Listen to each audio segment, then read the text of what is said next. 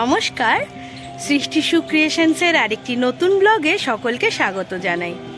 আমার আজকের এই ব্লগে থাকছে আমার বাবা মায়ের তৈরি ছাদ বাগান। আমার বাবা এবং মা দুজনেই ছাদে প্রচুর রকমের গাছ লাগিয়েছেন এবং সেখানে ফুল ফলের বিভিন্ন ধরনের গাছ রয়েছে। আজকে আপনাদের ঘুরে দেখাবো সেই আমার বাবা মায়ের ছাদ বাগান। চলুন তাহলে শুরু করা যাক। প্রথমেই শুরু করব আমাদের সিঁড়িতে রাখা কিছু ইনডোর প্ল্যান্টস দিয়ে। আমাদের সিঁড়িতে কোনো রেলিং লাগানো হয়নি, এভাবে ছোট ছোট গাছ দিয়ে সাজাবো বলে। বিভিন্ন ধরনের ইনডোর প্ল্যান্টস এই সিঁড়িতে আমাদের রাখা হয়েছে, যা রেলিংয়েরও কাজ করে। এই লাকি ব্যাম্বু গাছটি দেখুন, এটি খুব ছোট ছিল, ঘরে সাজানোর জন্য মা কিনেছিলেন। তারপরে একটি গাছ নষ্ট হয়ে যাওয়ায় সেটিকে মা পুঁতে দিয়েছিলেন টবে এবং তারপরে এইভাবে এত বড় আকার ধারণ করে।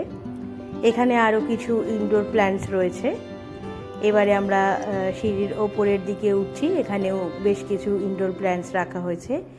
এই হলো আমার বাবা মায়ের ছাদ বাগান। এখানে প্রথমেই দেখতে পাচ্ছেন রজনীগন্ধা কি সুন্দরভাবে ফুটে রয়েছে, তার পেছনে রয়েছে বিভিন্ন রকমের ধুতরা ফুলের গাছ। এখানে রয়েছে লঙ্কা গাছ, এখানে প্রচুর লঙ্কা ধরে, এখন ধরে নেই, ফুল এসেছে। এটি একটি মালভোগ কলার গাছ। তার পাশে রয়েছে তুলসী মঞ্চ, তার নিচে রয়েছে কিছু ঘাস ফুলের গাছ। এটি বেলপাতার গাছ, বেশ বড় সড়ো হয়েছে এই বেলপাতার গাছটি। তার পাশে রয়েছে শামি গাছ বা শিরীষ গাছ। বহু ধরনের ফুল ও ফলের গাছ রয়েছে আমাদের ছাদ বাগানে। এটি অপরাজিতা ফুলের গাছ।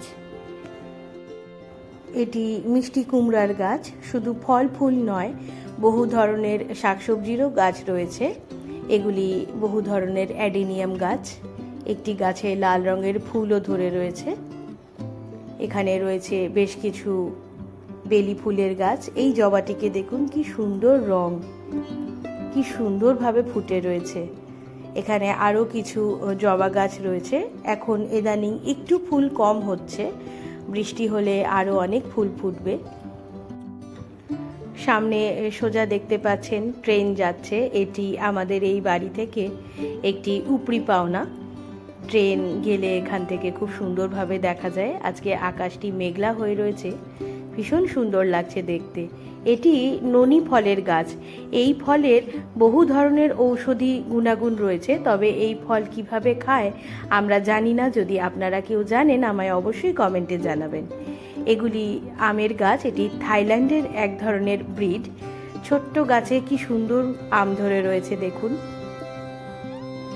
এখানে রয়েছে আমার মায়ের লাগানো পুঁই শাকের গাছ। এখান থেকে আমরা প্রচুর পুঁই শাক তুলে খেয়েছি। এটি বকফুলের গাছ। শীতকালে এই গাছটিতে প্রচুর বকফুল ফোটে। এখানে রয়েছে আরও কিছু ডাঁটা গাছ। এবারে বকফুল ফুটলে আপনাদের সঙ্গে সেটা অবশ্যই শেয়ার করব। এখানে আরও কিছু ডাঁটা গাছ রয়েছে। এই ডাঁটা কিন্তু আমরা চচ্চড়ি করে খেয়ে থাকি, ভীষণ সুন্দর খেতে এই ডাঁটাগুলি। এখানে রয়েছে লেবু গাছ, কাগজি লেবুর গাছ। এটি পেয়ারা গাছ। ছোট্ট গাছে বেশ দুটো সুন্দরভাবে পেয়ারা ধরে রয়েছে। এগুলি কচু গাছ, মুখী কচু বা গাটি কচু, বিভিন্ন নাম এই কচুর। যাই হোক, এটি একটি কামরাঙ্গা গাছ এবং দেখুন এই গাছে কত কামরাঙ্গা ধরে রয়েছে। আরও ছোট্ট ছোট্ট কামরাঙ্গার ফুল ও কামরাঙ্গা ধরে রয়েছে। এগুলি আস্তে আস্তে বড় হবে এবং এই যে বড় পোক্ত কামরাঙ্গাগুলি আমরা এবার একটু তুলে নিচ্ছি। ভীষণ সুন্দর এই গাছটি, সবচেয়ে লোভনীয় আমাদের পুরো ছাদ বাগানে। এই যে 3টি কামরাঙ্গা আমরা তুললাম। এটি শিউলি গাছ। কি বড় শিউলি গাছটি হয়েছে দেখুন। এবছর শরৎকালে প্রচুর ফুল হবে। আমাদের ছাদ বাগানের থেকে তোলা ফুল।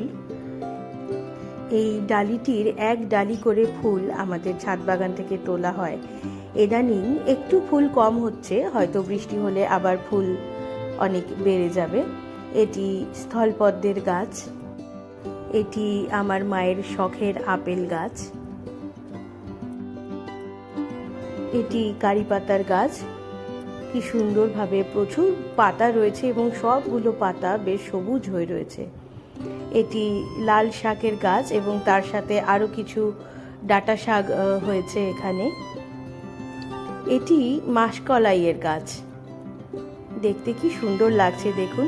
এই ছিল আমার মা বাবার ছাদ বাগান। আরও কিছু গাছ আমরা দেখাতে পারলাম না, সেগুলো আমি আবার পরের ভিডিওতে দেখাবো।